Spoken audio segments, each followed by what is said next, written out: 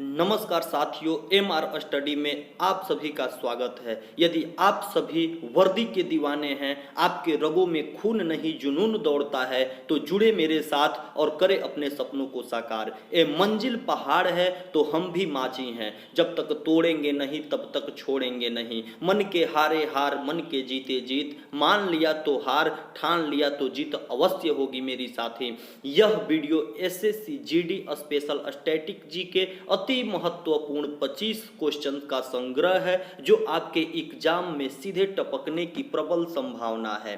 तो आइए शुरू करते हैं आज के इस वीडियो को बिना आपके टाइम को वेस्ट किए। आज का पहला क्वेश्चन के साथ शुरू करते हैं। ये है आपके स्क्रीन पे पहला क्वेश्चन। साइलेंट वैली के नाम से अति महत्वपूर्ण क्वेश्चन है मेरे साथी। इसे नोटबुक पेन पेपर उठाकर अपने कॉपी में नोट डाउन जरूर कीजिएगा। यहाँ पे ध्यान दीजिएगा, साइलेंट वैली के नाम से किस शहर को जाना जाता है? यहाँ होगा मेरे साथी केरल। सही जवाब होगा क्या? केरल के नाम से जाना जाता है। साइलेंट वैली के नाम से किस शहर को जाना जाता है? केरल को जाना जाता है। चलते हैं मेरे साथी नेक्स्ट क्वेश्चन पे, ध्यान दीजिएगा। केंद्रीय चावल अनुसंधान केंद्र कहाँ पे स्थित है? केंद्रीय चावल अनुसंधान केंद्र कहाँ पे स्थित है? तो आपका सही जवाब होगा कटक, उड़ीसा में स्थित है। यदि क्वेश्चन पूछ दे अंतर्राष्ट्रीय चावल अनुसंधान केंद्र, अंतर्राष्ट्रीय पूछे यदि मेरे साथी, तो अंतर्राष्ट्रीय कहाँ होगा? फिलीपींस, मनीला में स्थित है। अंतर्राष्ट्रीय चावल अनुसंधान केंद्र कहाँ पर स्थित है? फिलीपींस, मनीला में स्थित है। अगर केंद्रीय पूछेगा, केंद्रीय चावल अनुसंधान केंद्र, तो आपका सही जवाब होगा कटक, उड़ीसा में स्थित है। चलते हैं मेरे साथी नेक्स्ट क्वेश्चन पे। आपका नेक्स्ट क्वेश्चन होगा कि पेट में कौन सा अम्ल पाया जाता है? पेट में कौन सा अम्ल पाया जाता है? साथ ही HCl हाइड्रोक्लोरिक अम्ल पाया जाता है, जो कि प्रोटीन के पाचन में सहायक होता है। जो प्रोटीन के पाचन में सहायक होता है, यह HCl पेट में पाया जाता है। चलते हैं साथ ही नेक्स्ट क्वेश्चन पे, ध्यान देंगे, बहुत ही इंपॉर्टेंट क्वेश्चन है। सिपकिला दर्रा किस राज्य में स्थित है? सिपकिला दर्रा किस राज्य में स्थित है? तो हिमाचल प्रदेश आपका सही जवाब होगा। सिपकिला दर्रा किस राज्य में स्थित है? अति महत्वपूर्ण क्वेश्चन है, जो सीधे किसी न किसी एग्जाम में टपकता है। ये आपके एसएससी जीडी के लिए अति महत्वपूर्ण बन जाता है। और यह सिपकिला दर्रा से ही सतलज नदी प्रवेश करती है भारत में। सतलज नदी किस दर्रा से प्रवेश करती है? तो सिपकिला दर्रा से प्रवेश करती है। कहाँ? भारत में प्रवेश करती है। चलेंगे साथ ही नेक्स्ट क्वेश्चन पे। विश्व व्यापार संगठन की स्थापना कब किया गया था? बड़ी महत्वपूर्ण क्वेश्चन है, बार बार एग्जाम में पूछे जाते हैं। विश्व व्यापार संगठन की स्थापना कब किया गया था? तो सही जवाब होगा 1 जनवरी 1995 को WTO की स्थापना, वर्ल्ड ट्रेड ऑर्गेनाइजेशन की स्थापना, अर्थात विश्व व्यापार संगठन की स्थापना 1 जनवरी 1995 को किया गया था। इसका मुख्यालय पूछेगा, मुख्यालय जनेवा में स्थित है। जनेवा में इसका मुख्यालय कहाँ है मेरे साथी? जनेवा में स्थित है। चलेंगे साथी नेक्स्ट क्वेश्चन पे। यूनेस्को का मुख्यालय कहाँ पे स्थित है? तो यूनेस्को का मुख्यालय कहाँ होगा? पेरिस, फ्रांस में स्थित है। यूनेस्को का मुख्यालय कहाँ पे है मेरे साथी? पेरिस, फ्रांस में है। चलेंगे साथी मेरे नेक्स्ट क्वेश्चन पे और ध्यान देंगे, पेन पेपर अपने हाथ में रखेंगे और नोट डाउन करते जाएंगे। ऐसे PDF भी आपको दे दिया जाएगा और इसका रिवीजन बार बार करेंगे। बहुत ही अति महत्वपूर्ण क्वेश्चन है, जो कि आपके एग्जाम में सीधा टपकने की प्रबल संभावना है। तो चलिए साथी, रिजर्व बैंक ऑफ इंडिया की स्थापना कब किया गया था? अर्थात RBI की स्थापना कब किया गया था? तो 1 अप्रैल 1935 को इसकी स्थापना यंग हिल्टन समिति, यंग हिल्टन समिति के सिफारिश पर इसकी स्थापना 1935 में किया गया था। लेकिन एक्ट था 1934 का। साथ ही मेरे ध्यान देंगे, 1934 का एक्ट था और 1935 में 1 अप्रैल 1935 में इसकी स्थापना किया गया था। ध्यान देंगे कि पूछेगा कि इसका राष्ट्रीयकरण कब किया गया था? तो 1 जनवरी 1949 को इसका राष्ट्रीयकरण किया गया था। राष्ट्रीयकरण पूछेगा, 1 जनवरी 1949 को किया गया था। साथ ही ध्यान देंगे, पूछेगा पहले रिजर्व बैंक के पहले गवर्नर कौन थे, तो रिजर्व बैंक के पहले गवर्नर ओसबॉर्न स्मिथ जी थे, ओसबॉर्न स्मिथ जी थे। अगर पूछेगा रिजर्व बैंक ऑफ इंडिया के पहले भारतीय गवर्नर कौन थे, तो सही जवाब होगा सीडी देशमुख जी, सीडी देशमुख जी हैं। तो अगर वर्तमान यदि आपसे क्वेश्चन पूछे वर्तमान समय में कौन है, तो शक्तिकांत दास जी हैं, शक्तिकांत दास जी, जो कि 25वें नंबर के गवर्नर हैं। कितने नंबर के हैं, क्रम भी एग्जाम में पूछे जा रहे हैं, 25वें नंबर के गवर्नर हैं, जो आपके एग्जाम के पॉइंट ऑफ व्यू से बहुत ही महत्वपूर्ण बन जाता है क्वेश्चन। क्वेश्चन पूछेगा साथ ही कि 24वें नंबर के गवर्नर कौन थे, 24वें नंबर के गवर्नर आपको उर्जित पटेल जी थे, उर्जित पटेल। इन्हीं के द्वारा एक पुस्तक की रचना की गई है, उसका नाम है ओवरड्राफ्ट। ओवरड्राफ्ट पुस्तक की रचना उर्जित पटेल के द्वारा किया गया है। चलेंगे साथ ही नेक्स्ट क्वेश्चन पे देखते हैं। नेक्स्ट क्वेश्चन कौन सा है, बाघों की सर्वाधिक जनसंख्या किस राज्य में स्थित है। यह ताजा आंकड़ों के साथ बनाया गया है मेरे साथी। बाघों की सर्वाधिक जनसंख्या किस राज्य में है, तो आपका सही जवाब होगा मध्य प्रदेश। मध्य प्रदेश में बाघों की सर्वाधिक जनसंख्या है। कितने बाघ हैं इसको जानेंगे। 526 बाघ के साथ मध्य प्रदेश शीर्ष राज्यों में है। टोटल भारत में बाघ की संख्या कितनी पाई जाती है, टोटल बाघों की संख्या मेरे साथी 2967 बाघ हैं पूरे इंडिया में। यदि पूछेगा दूसरे नंबर पे कौन सा राज्य है, तो कर्नाटका। दूसरे नंबर पे कौन है, कर्नाटका। इसमें कितने बाघ पाए जाते हैं, तो 524 बाघ पाया जाता है। कर्नाटक में कितने पाए जाते हैं, 524। मध्य प्रदेश में 526। और सर्वाधिक बाघों की जनसंख्या किस राज्य में है, तो मध्य प्रदेश में। साथ ही चलेंगे नेक्स्ट क्वेश्चन पे। पलामू टाइगर रिजर्व अति महत्वपूर्ण क्वेश्चन है मेरे साथी, इसे ध्यान देंगे जो आपके एग्जाम में टपकने की प्रबल संभावना है। पलामू टाइगर रिजर्व किस राज्य में स्थित है, तो आपका सही जवाब होगा झारखंड में स्थित है। झारखंड की राजधानी पूछे तो झारखंड की राजधानी कहाँ होगी, रांची होगा, जो कि झारखंड बिहार से अलग होकर एक अलग राज्य बना हुआ है। झारखंड के सीएम कौन है, तो कौन है, हेमंत सोरेन जी झारखंड के सीएम हैं, और द्रौपदी मुर्मू जी वहां की क्या हैं, राज्यपाल हैं। चलेंगे साथ ही नेक्स्ट क्वेश्चन पे। नेक्स्ट क्वेश्चन क्या कहता है, राष्ट्रपति क्षमादान किस अनुच्छेद के तहत कर सकता है। राष्ट्रपति क्षमादान करने की शक्ति दी जाती है, जो किस अनुच्छेद के तहत है, तो अनुच्छेद नंबर 72 होगा।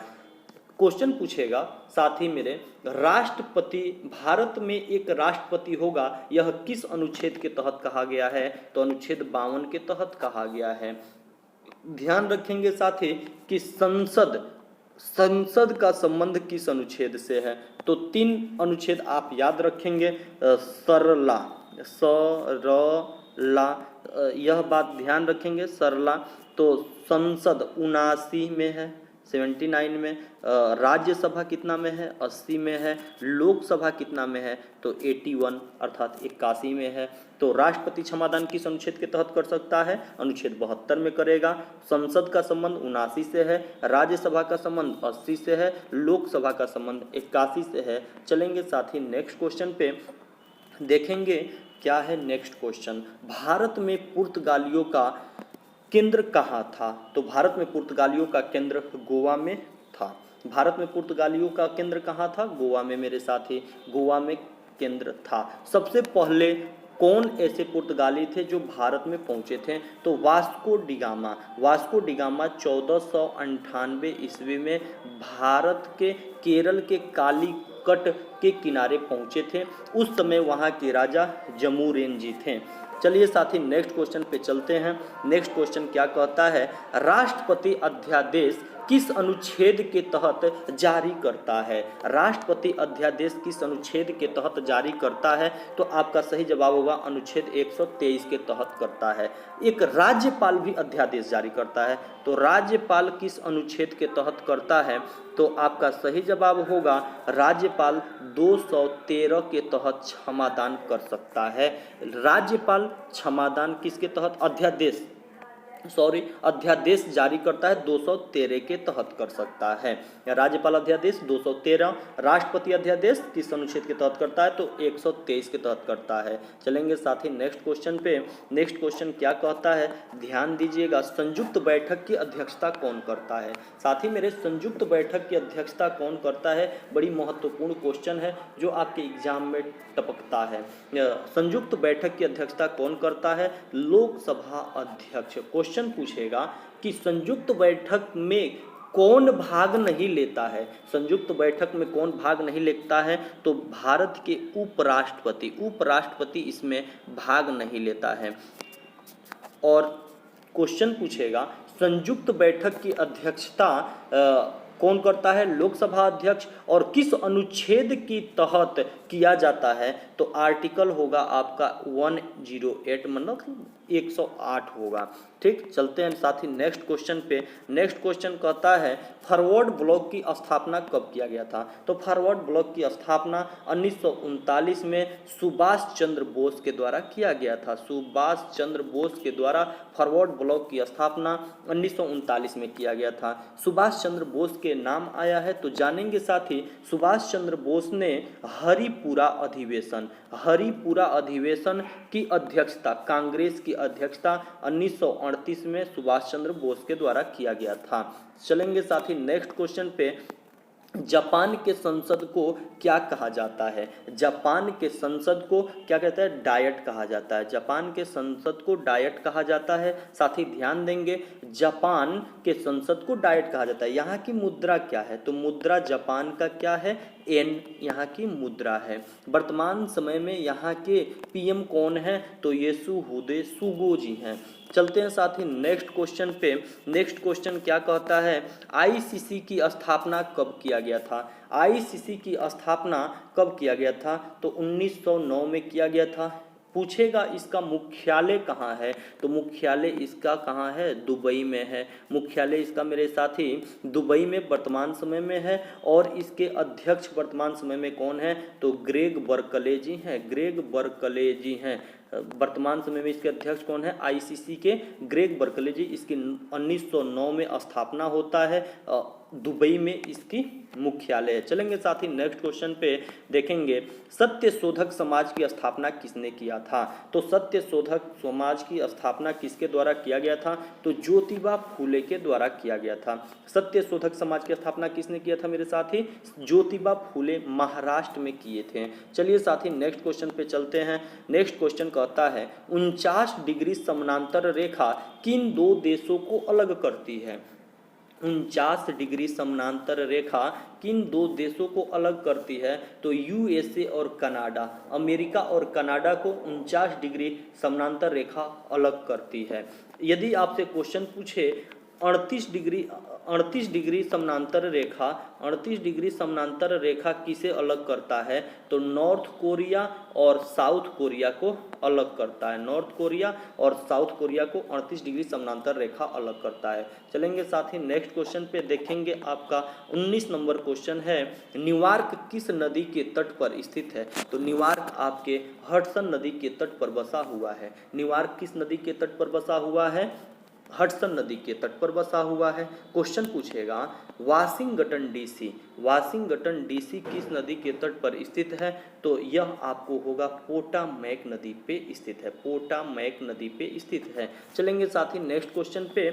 नेक्स्ट क्वेश्चन आपका 20 नंबर क्वेश्चन होगा, जो कि नील नदी का वरदान किस देश को कहा जाता है। नील नदी का वरदान किस देश को कहा जाता है, सही जवाब होगा मिस्र को कहा जाता है। नील नदी का वरदान किस देश को कहा जाता है, मिस्र को कहा जाता है। चलेंगे साथ ही नेक्स्ट क्वेश्चन पे, जो कि किसानों की आय दुगुना करने का लक्ष्य, किसानों का आय दुगुना करने का लक्ष्य 2022 तक किस समिति की सिफारिश पर रखा गया है तो यह समिति का नाम था अशोक दलवाई समिति। इसी के सिफारिश पर किसानों की आय दुगुना करने का लक्ष्य 2022 तक रखा गया है।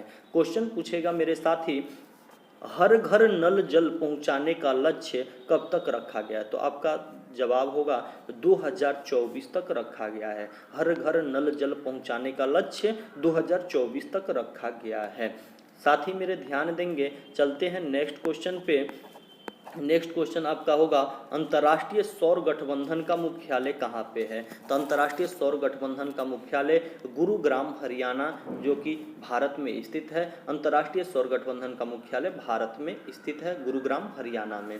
चलते हैं साथ ही नेक्स्ट क्वेश्चन पे। नेक्स्ट क्वेश्चन आपका पूछेगा, सलमा बांध किस देश में स्थित है? तो सलमा बांध आपका अफगानिस्तान में स्थित है। सलमा बांध को ही फ्रेंडशिप बांध के नाम से जाना जाता है। फ्रेंडशिप बांध के नाम से किसे जाना जाता है? सलमा बांध को, जो कि वर्तमान समय में अफगानिस्तान में स्थित है। चलेंगे साथ ही नेक्स्ट क्वेश्चन पे। आपके टाइम को वेस्ट नहीं करते हुए, ये फास्ट रिवीजन है जो आपके एग्जाम में अति महत्वपूर्ण क्वेश्चन है, उसका संग्रह किया गया है। प्रतिदिन आपको एक वीडियो 25 क्वेश्चन का मिलते जाएगा और आप अपने दोस्तों के साथ इसे शेयर करें ताकि हम भी मोटिवेट होते रहें और इसी तरह का वीडियो आपके पास पहुंचाते रहें। इसमें क्वेश्चन पूछेगा साथ ही मेरे, लोक लेखा समिति में कितने सदस्य होते हैं? तो लोक लेखा समिति में कितने सदस्य होते हैं? तो 22 सदस्य होते हैं। 22 सदस्य में साथ ही मेरे 15 लोकसभा से होते हैं, 15 लोकसभा से, और 7 इसमें राज्यसभा से होते हैं। लोक लेखा समिति के अध्यक्ष कौन होता है? तो यह लोक लेखा समिति का विपक्षी दल का नेता होता है। लोक लेखा समिति के अध्यक्ष कौन होता है? विपक्षी दल का नेता, जो कि वर्तमान समय में अधीर रंजन चौधरी जी हैं। साथ ही ध्यान देंगे, नेक्स्ट क्वेश्चन पे चलते हैं, जो कि आज का आपका लास्ट क्वेश्चन है। माउंट एवरेस्ट को फतह करने वाली पहली दिव्यांग महिला कौन है? पहली दिव्यांग भारतीय महिला कौन है? अरुणिमा सिन्हा। अरुणिमा सिन्हा माउंट एवरेस्ट को फतह करने वाली पहली दिव्यांग महिला कौन है? तो अरुणिमा सिन्हा। साथ ही ध्यान देंगे, यदि ये बिना पैरों दिव्यांग होकर माउंट एवरेस्ट को फतह कर सकती है तो आपको तो भगवान ने हाथ पैर सब कुछ दिया है और आप अपने मंजिल को अचीव नहीं कर पाते हैं, तो बड़ी शर्म की बात है। तो जुड़े मेरे साथ और तैयारी को करें मजबूत। और आज का ये आपका लास्ट क्वेश्चन था। और SSC GD special static GK के लिए इसी प्रकार का वीडियो पाने के लिए करें सब्सक्राइब मेरे चैनल को, जिसका नाम है एमआर स्टडी, और अपने दोस्तों के साथ शेयर करें और लाइक करना न भूलें। आपका लाइक हमारे लिए मोटिवेशन का कार्य करता है और अपने दोस्तों के साथ ज़्यादा से ज़्यादा शेयर करें। Thank you. मिलते हैं नेक्स्ट वीडियो में फिर।